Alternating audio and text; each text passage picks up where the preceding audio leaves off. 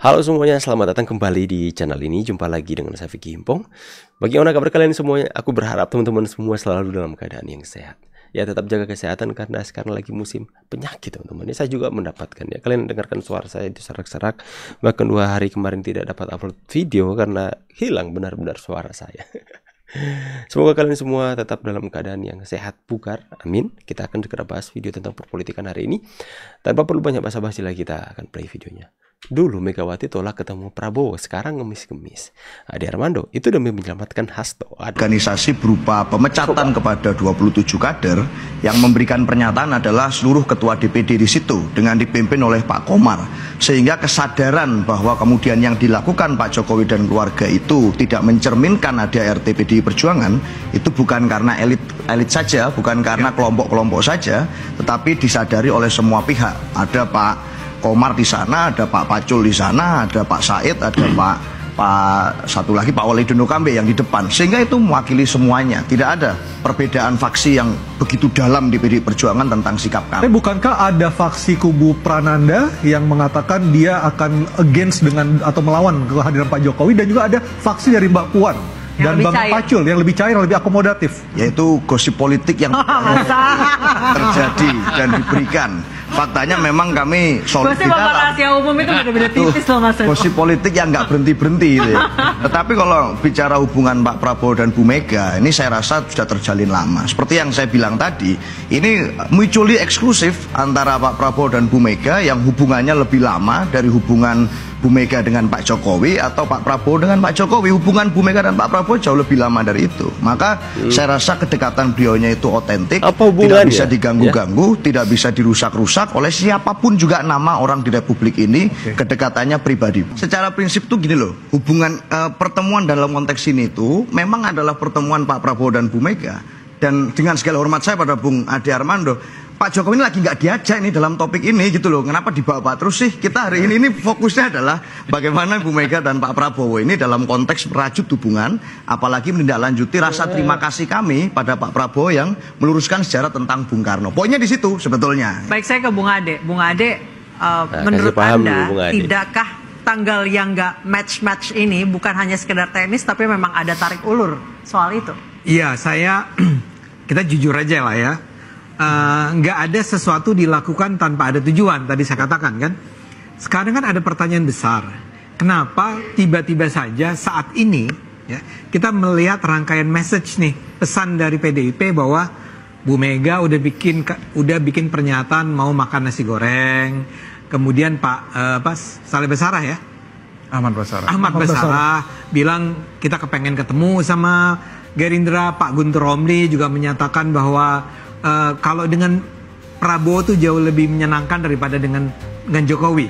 Pesan-pesan itu kalau dikumpulkan tuh artinya adalah menunjukkan bahwa memang ada keinginan dari PDIP untuk bertemu dengan Prabowo, ya. Dan Mas Eno tadi sudah menyatakan, tapi jangan bawa-bawa Jokowi ya.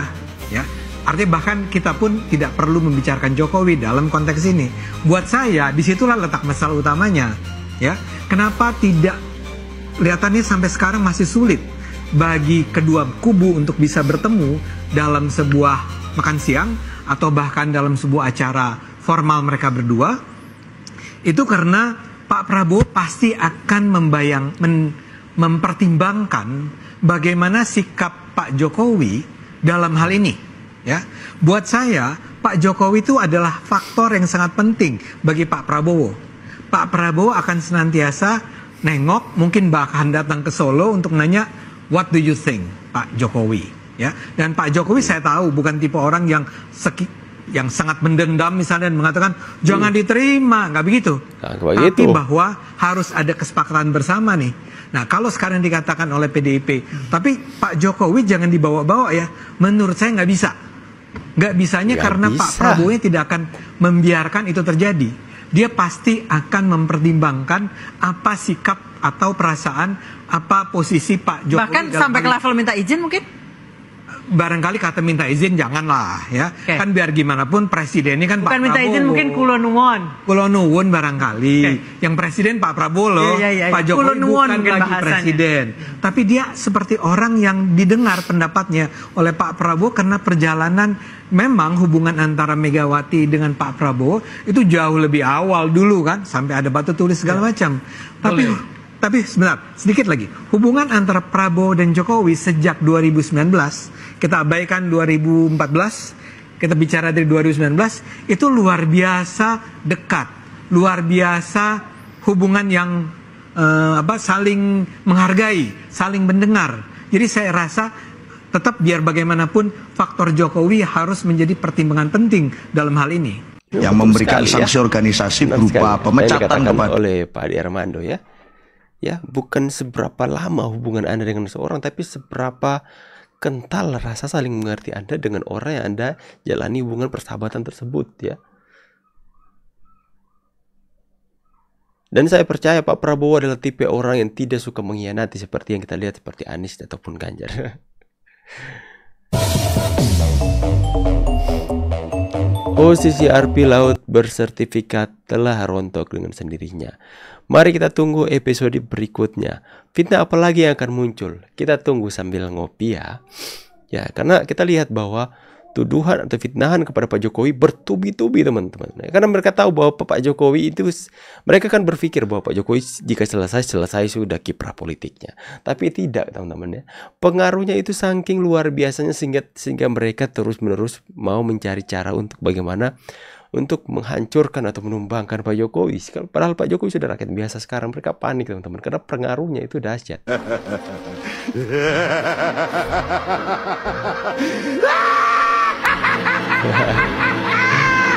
Demi mendapat simpati masyarakat, saya itu berakting nekat cebur laut. Buaya aja jijik mendekat, apalagi masyarakat. Pak Joko Widodo menurut saya ketika beliau sudah purna bakti selesai.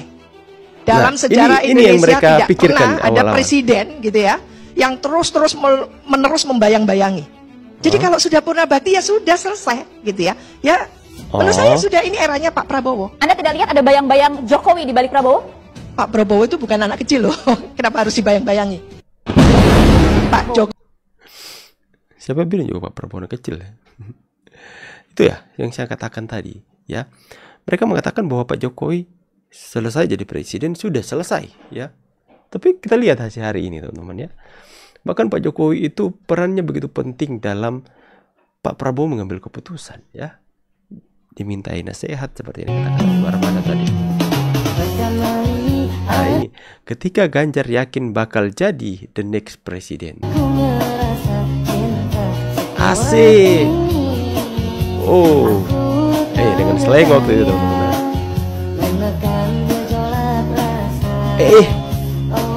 Satset. Oh, euforia begitu. Apa sebenarnya yang diharapkan dari Pilpres ini? Bu, namanya siapa, Bu? Lili, Pak. Lili, Pak.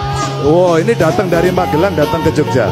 Mana pilihannya? Sekolah gratis atau makan gratis? Sekolah gratis. Aduh, Pak Ganjar. Kau tuh nggak Mayor Teddy nyanyi kuci-kuci hotahe sampai di repost sama Kajol. Wow. Kuci-kuci hotahe. Dan Kajol sampai bilang di tweetnya, kekuatan Bollywood delegasi Indonesia menyanyikan lagu Kuci-kuci Hotahe merupakan penghormatan yang sangat menyentuh hati. Oke, kita nggak fokus ke nyanyian Mayor Teddy, kita mau rangkum sebenarnya ngapain sih Pak Prabowo sama delegasi Indonesia pergi ke India. Jadi Presiden Prabowo itu mau mempercepat kerjasama ekonomi dengan India. Dua pemimpin Indonesia sama India ini sepakat mau buat memperkuat kemitraan di berbagai sektor kayak perdagangan, investasi, pariwisata, energi, teknologi, digital, kecerdasan buatan atau AI, dan infrastruktur. Gak cuma itu, Presiden Prabowo juga berencana mau mempelajari program makan siang gratis dari India. Soalnya di India, program makan gratis di sana udah berjalan dari tahun 1995. Dan India bakal berbagi pengalaman skema makan siang gratis dan sistem distribusinya kayak apa. Meanwhile, kemarin ada konten kreator kita yang keturunan India malah ngejelek-jelekin program makan siang gratis. Siapa namanya gue lupa. Lo harusnya malu, negara asal lo aja berhubungan baik sama Indonesia. Lah lo tinggal di sini malah bikin onar. Sekarang gue mendengar pendapat kalian di kolom. Serbu aja mereka bang. nggak ada otak. Oke teman-teman ya, betapa harus kita mengucap syukur atas segala sesuatu yang terjadi dalam kehidupan kita, entah dalam keadaan sakit, dalam keadaan sehat, dalam keadaan berlimpah, dalam keadaan kekurangan, teman-teman. Mengucap syukur, jangan kayak tuh keturunan India kayak tadi ya teman-teman ya. Aduh, oke teman-teman ya. Semoga kalian semua bisa mendapatkan informasi tentang perpolitikan hari ini. Ya, tetap semangat. Pak Jokowi tetap terbaik, Pak Prabowo juga terbaik. Kepuasan publik terhadap Pak Prabowo dalam 100 hari kepemimpinannya itu mencapai 80%, tertinggi dalam sejarah Indonesia. Ya, semoga Pak Prabowo bisa menggapai hal-hal yang sudah dicita-citakan atau diimpikan oleh Pak Jokowi semasa dia menjabat, dan kita bisa menuju kepada Indonesia yang maju. Indonesia harus menjadi negara maju, bukan hanya stuck di negara berkembang saja. Ya, kita doakan sama-sama agar supaya negara kita ini mengalami pertumbuhan dalam segala bidang. Saya pamit dulu, see you on the next video and God bless you. Bye guys.